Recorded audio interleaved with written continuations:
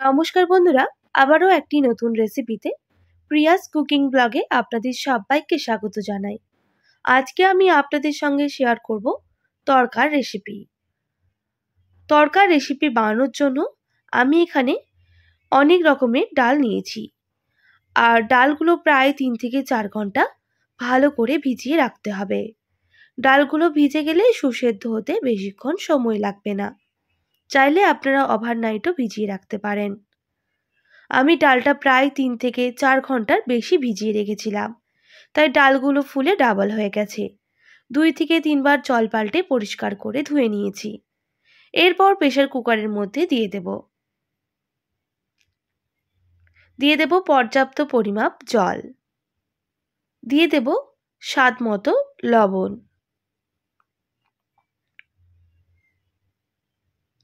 এবার আমি প্রায় 3 থেকে 4টা সিটি মেরে নেব। আমি 4 থেকে 5টা সিটি মেরে নিয়েছিলাম, আর ডালগুলো দেখতেই পাচ্ছেন অনেকটাই কিন্তু সুসেদ্ধ হয়ে গেছে। এটা আমি সাইডে রেখে দেব।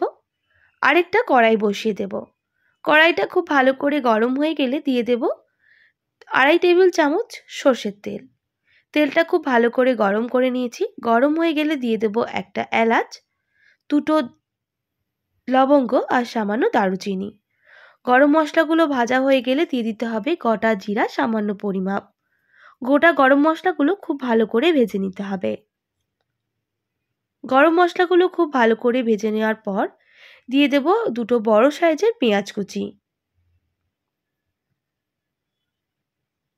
আর পেঁয়াজগুলো একটু লাল করে ভেজে নিতে হবে। তো বন্ধুরা, বেশ কিছুক্ষণ পেঁয়াজটা বেশ লাল লাল করে ভেজে নিয়েছি। এবার দিয়ে দেব রসুন বাটা। রসুন বাটাটাও খুব ভালো করে ভেজে নিতে হবে। আমি এখানে 1/2 টেবিল চামচ রসুন বাটার ব্যবহার করেছি। যেহেতু আমাদের ডালের পরিমাপটা অনেকটাই কম, তাই সামান্য মশলা দিয়ে রেসিপিটা বানাবো। পেঁয়াজ রসুন খুব ভালো করে ভেজে নিয়েছি। এবার দিয়ে দেব আদা বাটা সামান্য পরিমাপ। আদাটাও খুব ভালো করে ভেজে নিতে হবে মশলার সাথে।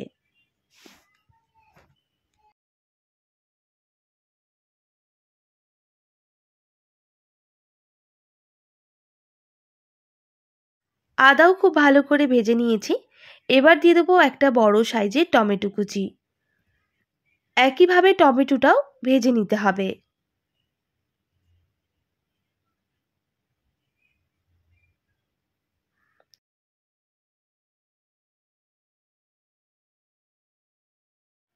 আর টমেটোগুলো যাতে খুব তাড়াতাড়ি নরম হয়ে যায়, দিয়ে দেব পরিমাণ মতো লবণ, সামান্য হলুদের গুঁড়ো, সামান্য ঝাল লঙ্কার গুঁড়ো।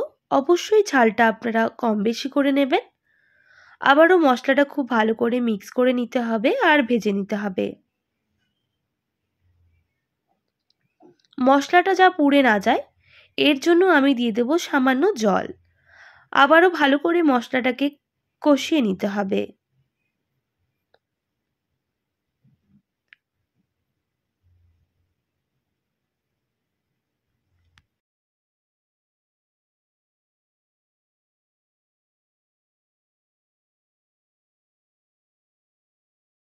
দুই থেকে 3 মিনিট মশলাটা কষিয়ে নেওয়ার পর টমেটোটা অনেক নরম হয়ে গেছে, আর যে জলটা আমি মশলার সাথে ব্যবহার করেছিলাম জলটাও কিন্তু শুকনো হয়ে গেছে।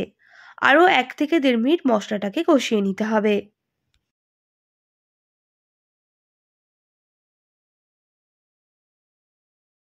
এইভাবে বেশ কিছুক্ষণ মশলাটা কষিয়ে নেওয়ার পর দিয়ে দেব বেশ অনেকটাই পরিমাপ ধনেপাতা কুচি। আর ধনেপাতাটা মশলার সাথে কষিয়ে নিতে হবে। আপনারা চাইলে এটা অবশ্যই স্কিপ করতে পারেন, তবে ধনেপাতা আমি ব্যবহার করলাম। তো বন্ধুরা, বেশ কিছুক্ষণ মশলাটা খুব ভালো করে কষিয়ে নিয়েছি, আর ধনেপাতাগুলো অনেকটাই নরম হয়ে গেছে।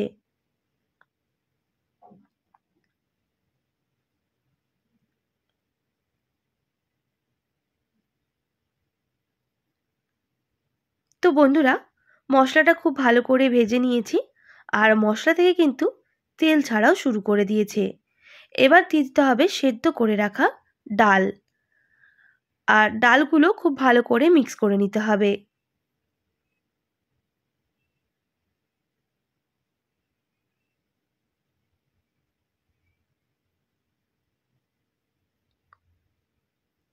এরপর আমি এখানে অল্প জলের ব্যবহার করব আর 3 থেকে 4 মিনিট খুব ভালো করে ফুটিয়ে নিতে হবে। তবে এখানে উষ্ণ গরম জল ব্যবহার করাটাই ভালো, তাহলে রান্নার কালার বা স্বাদটাও ভালো হয়। আবারও ভালো করে ফুটিয়ে নিয়েছি। জলটা যতক্ষণ একটু শুকনো হয়ে আসছে ততক্ষণ পর্যন্ত ফুটিয়ে নিতে হবে। ওপর থেকে দিয়ে দেব সামান্য একটু স্বাদের জন্য চিনি আর সামান্য গরম মশলা গুঁড়ো। আবারও মিক্স করে নিতে হবে। আর বেশ কিছুক্ষণ ফুটিয়ে নিলেই তড়কার রেসিপি একেবারেই রেডি হয়ে যাবে। তো বন্ধুরা, রেসিপি কিন্তু আমাদের একেবারেই রেডি। এবার আমি নামিয়ে নেব। খুব সহজেই ঝাল ঝাল তড়কার রেসিপি একবার অবশ্যই বাড়িতে এইভাবে বানাবেন। খেতে দুর্দান্ত হয়। রুটি, পরোটা, লুচি সাথেও খেতে অপূর্ব লাগে। খুব কম সময়ে ও চটজলদি এই রেসিপিটা হয়ে যায়। আশা করি আজকের রেসিপি আপনাদের ভালো লেগেছে। ভালো লেগে থাকলে প্রতিবারের মতোই একটি like, comment, share and subscribe করে দেবেন। পাশে থাকা বেল আইকনটিও প্রেস করে দেবেন, তাহলে নিত্য নতুন রান্নার ভিডিওগুলি আপনাদের কাছে পৌঁছে যাবে। আজকের মতো এতটাই। আবারও নতুন কোনো রেসিপি নিয়ে দেখা হবে। আপনারা ভালো থাকবেন, সুস্থ থাকবেন, আর এতক্ষণ আমার সঙ্গে থাকার জন্য অনেক ধন্যবাদ আপনাদের সবাইকে।